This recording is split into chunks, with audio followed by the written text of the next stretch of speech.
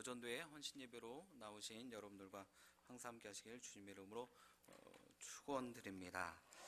오늘은 변화는 속사람을 가꾸는 것입니다. 변화는 속사람을 가꾸는 것입니다. 라는 제목으로 하나님의 말씀 증거하도록 하겠습니다.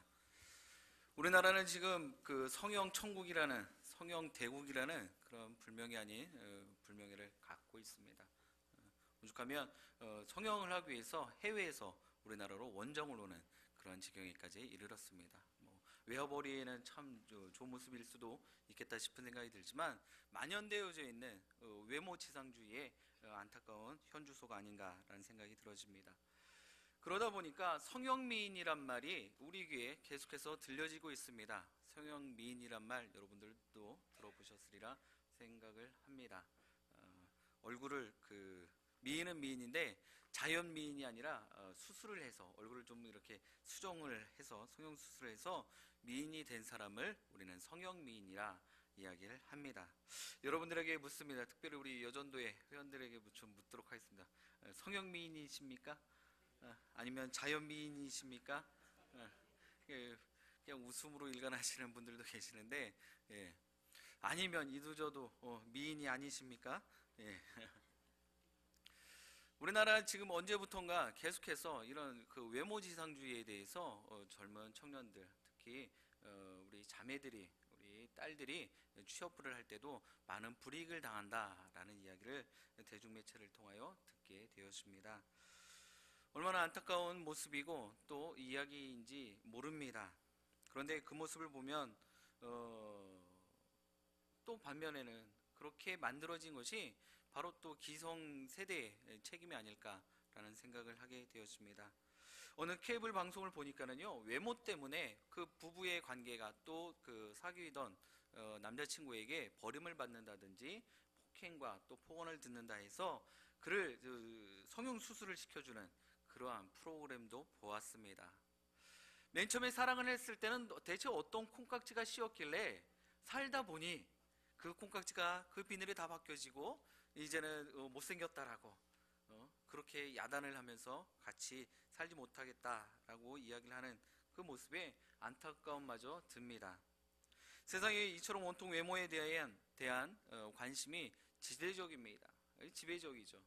그리고 교회도 마찬가지인 것 같습니다. 이왕이면 잘생긴 사람이, 그렇죠? 그러한 분들이 말씀도 잘 전하면 금상첨화라고도 이야기하지요.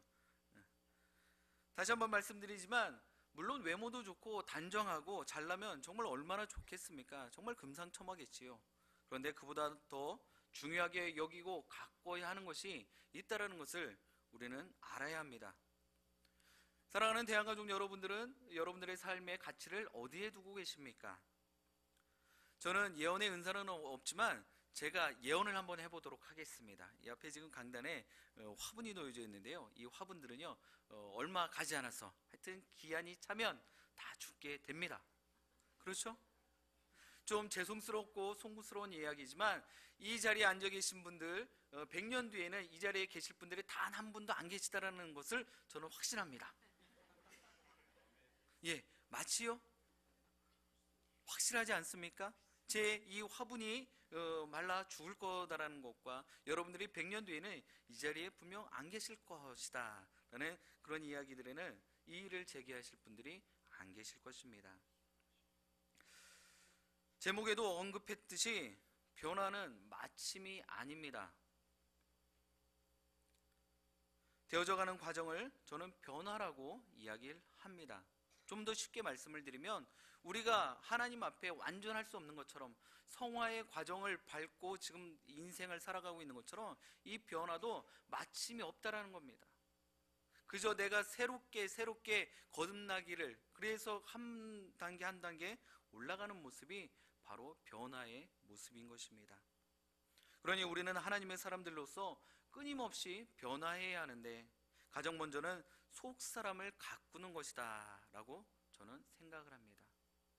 맨 처음에 제목을 지을 때 저는 의미 부여하는 것을 참 좋아합니다. 그래서 오늘 추석 전주에 찬양 예배에 어떤 말씀을 나눌까, 그래서 막 기도하면서 준비하고 있는데 제목이 변화는 속 사람을 바꾸는 것입니다. 그러면 기쁘고 즐거니 추석 전 찬양 예배 시간에 또 뭘 바꾸자라는 거야 라는 생각이 조금이라도 드실까봐 말을 좀 바꿨습니다. 쉽게 변화는 속 사람을 가꾸는 것입니다. 바꿔지는 것과 가꾸어지는 것은 큰 차이가 없는 것입니다. 속 사람이 변화되어 새로워져야 되는 것, 이것이 바로 저는 가꿔진다라고 보았습니다. 그렇게 되기 위해서는 끊임없이 속 사람을 가꾸고 키워야 하는 것입니다. 그렇다라고 여러분들 외모를 포기하고 이 겉에 보여지는 이 모습을 포기하고 가꾸지 말라는 말이 아닌 건 여러분들 다 알고 계시죠? 주신 말씀을 붙잡고 일상생활 속에서 날마다 속 사람을 새롭게 가꾸셔서 강건케 되시는 여러분과 우리 특별히 헌신을 다짐하시는 오여전도의 회원들 다 되시길 바랍니다. 그렇다면 속 사람을 가꾸기 위해서 제일 먼저 해야 될 일이 무엇일까요? 속 사람을 가꾸기 위해서는 오늘 본문 말씀에도 기록하고 있는 것처럼 2절 말씀에 나와 있는 것처럼 위의 것을 생각하며 살아야 합니다. 우리 본문 2절 말씀 다 같이 합독하시겠습니다. 위의 것을 생각하고 땅의 것을 생각하지 말라. 아멘. 여기서 생각한다라 라는 말을 우리는 주목해 봐야 합니다. 이 생각이란 마음을 두고 기울인다, 그쪽으로 내 생각이 쏠린다라는 것을 이야기하는 것입니다. 더 쉽게 말씀드리면 마음을 집중한다라는 것입니다. 어디에 마음을 집중하고 살아가냐라는 그러한 물음인 것이죠. 우리는 거듭난 사람들인 줄 믿습니다. 우리는 이 땅에 살고는 있지만 분명히 하늘나라의 백성들인 줄 믿습니다. 그렇다면 여러분들은 어디에 마음을 집중하셔야 되고 어디에 마음을 쏟으셔야 됩니까? 더 나아가서 여러분들 예수님 믿고 난 뒤에 여러분들의 관심과 집중은 어디에 있으십니까? 정말 저 천국의 소망이 여러분들의 온 관심사이십니까? 그런데 실상의 우리의 모습을 보니까는요, 들여다보면 정작 한 주간 내내 성경책 한번 펼쳐보지 못하는 일들이, 그러한 모습들이 부지기수라는 겁니다. 그것이 바로 오늘 우리의 모습입니다. 근래 베스트셀러라는 서적들을 서점에 가서 보게 되시면 대부분 처세에 관한 그런 내용들이고 또 재테크, 그 돈 버는 기술에 대한 그런 책들이 많이 판매가 되어지고 있습니다. 그렇다면 많은 사람들은 왜 이러한 책들을 보게 되어집니까? 대부분의 관심이, 마음이 그쪽에 쏠려 있기 때문입니다. 그쪽에 마음의 무게를 두고 있기 때문이죠. 돈 잘 벌고 성공하는 일에 그들은 마음을 두고 있다는 것입니다. 물론 이것이 이 세상을 살아가는 데 있어서 중요하지 않다는 말은 절대로 아닙니다. 분명 이 부분도 중요한 부분이지만 이것에만 관심을 가지고 집중하다 보면 땅의 것들에 얽매여서 우리는 자유할 수 없다는 것입니다. 다시 한번 여러분들에게 묻습니다.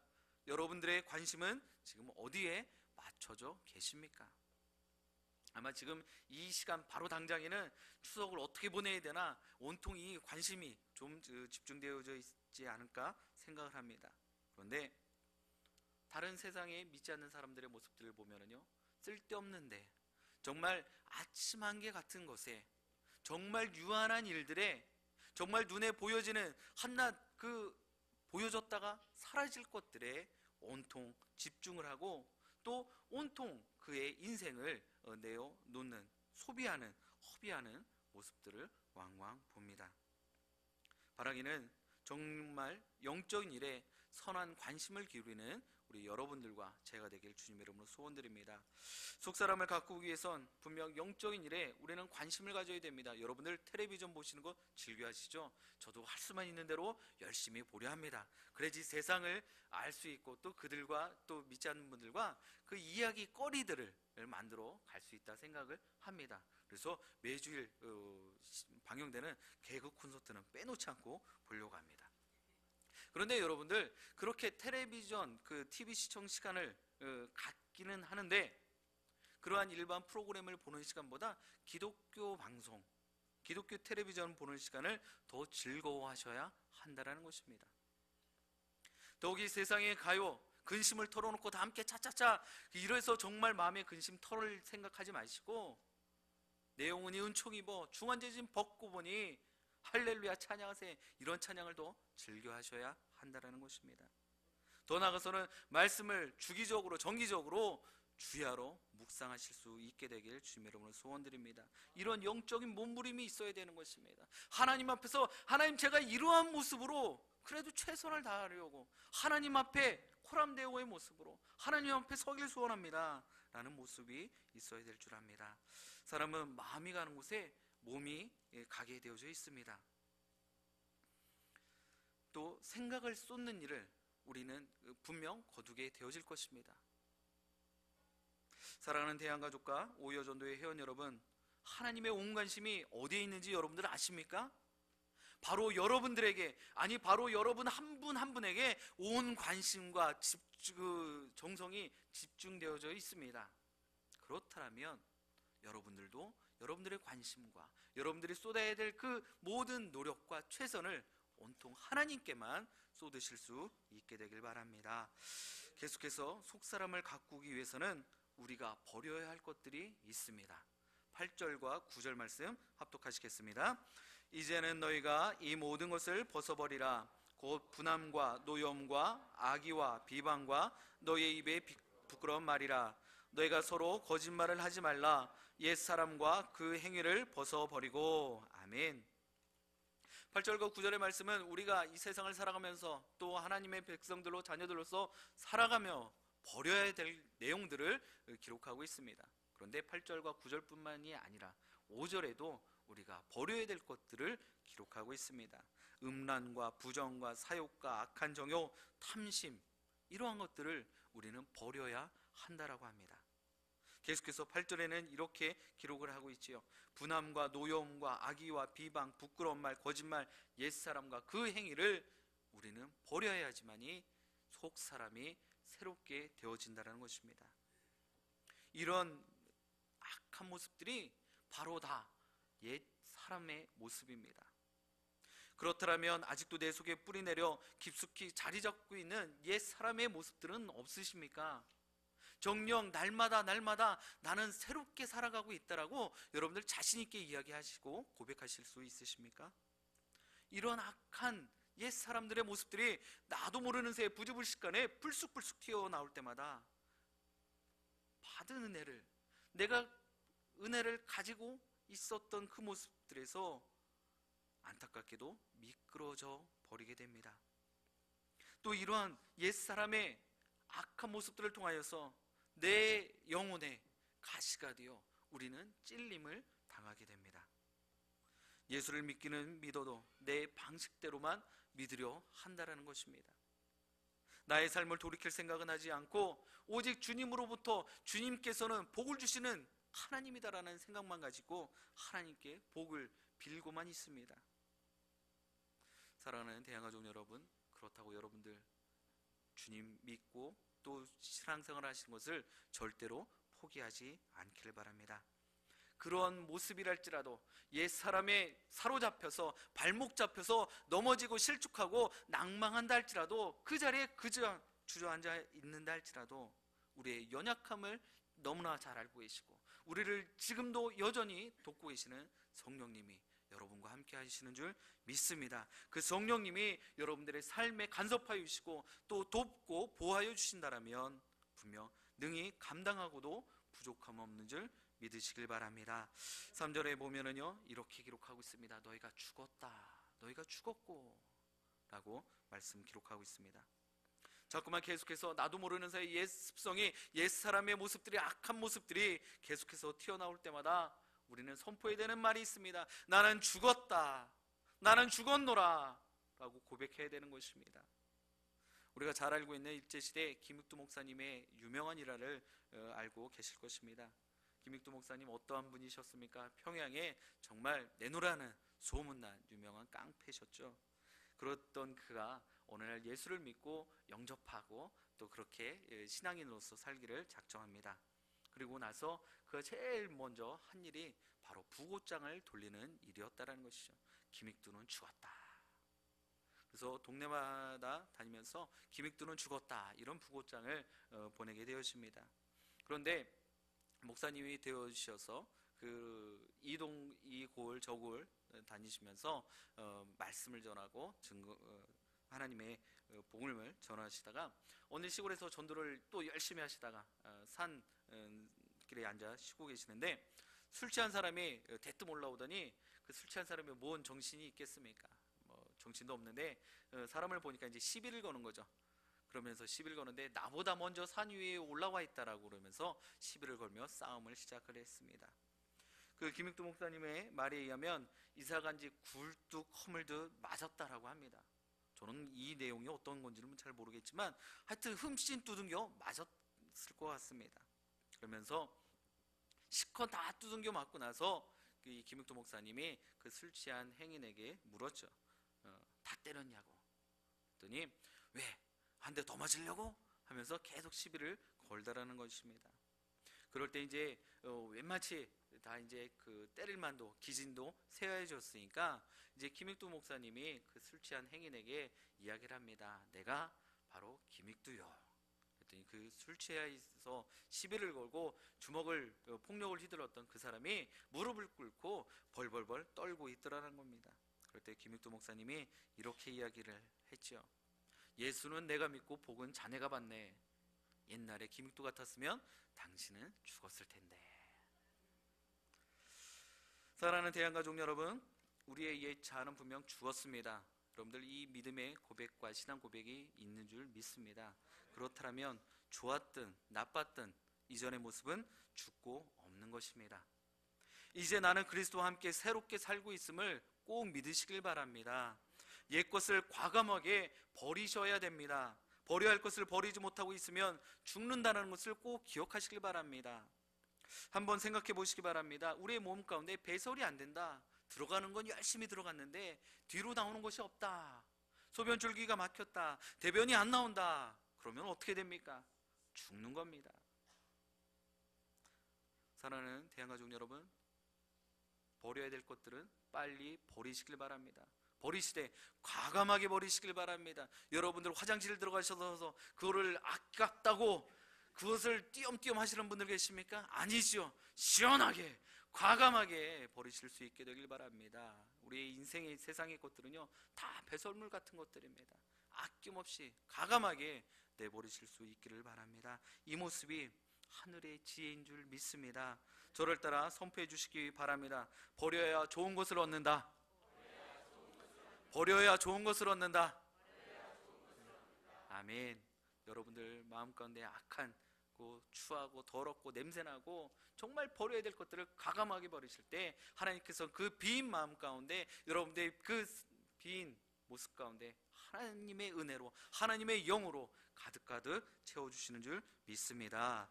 마지막으로 속사람을 가꾸기 위해서는 새롭게 하심을 받고자 하는 우리의 자세가 태도가 필요합니다.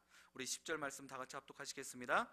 새 사람을 입었으니 이는 자기를 창조하신 이의 형상을 따라 지식에까지 새롭게 하심을 입은 자니라. 아멘. 속사람을 가꾸기 위해서는 지식에까지 새롭게 하심을 받고자 하는 그러한 배우려는 또 받으려는 자세를 우리는 갖고 있어야 되는 것입니다. 여기서 지식이란 하나님의 형상을 회복하는 그러한 말입니다. 다른 말로 표현을 하면 예수 그리스도를 닮아가는 그 모습을 의미하는 것입니다. 여러분들의 모습을 바라보니 하나님을 뵙는 것 같습니다. 여러분 한 분 한 분의 모습을 보니 예수 그리스도를 보는 것 같습니다. 여러분들의 모습을 서로 바라다 보면서 그런 귀한 고백과 또 축복이 이 넘쳐나기를 주님의 이름으로 축원드립니다. 그래서 우리는 날마다 주님 앞에서 내 옛사람을 죽이고 주님과 동행하는 새로운 사람이 새 사람이 되어져야 될 줄 믿습니다. 이 속사람 가꾸는 훈련 여러분들 게을리하지 마시기 바랍니다. 제가 앞절에 말씀드렸죠. 저는 의미 부여하는 것을 정말 좋아합니다. 왜 추석 전 바로 직전 찬양 예배 시간에 변화는 속사람을 가꾸는 것입니다 라는 제목으로 말씀을 같이 나누면서 우리는 이 속사람을 가꾸는 일에 게을러서는 안 됩니다 라고 권면을 드리는데, 여러분들 추석 지나고 나서 내가 속사람을 새롭게 하고 또 잘 가꿔야지 이렇게 생각하지 마시고요, 추석 전부터 오늘 이 시간부터 나는 속사람을 새롭게 하고 잘 가꾸겠다라는 다짐과 결단이 있게 되길 주님의 이름으로 축원드립니다. 그래서 모두가 겉모습, 외형 정말 잘생긴 그런 모습만 이야기하고, 또 중요시 여기는 이때 여러분들의 속사람을, 속모습을 잘 가꾸셔서 하나님께서 부어주시는 하늘의 가장 귀하고 귀한, 가장 최선의 모든 것들을 여러분들을 다 빠짐없이 받아 누리시는 여러분과 특별히 오여전도회 회원들 다 되시기를 주님의 이름으로 간절히 축원드립니다. 아멘. 기도하시겠습니다.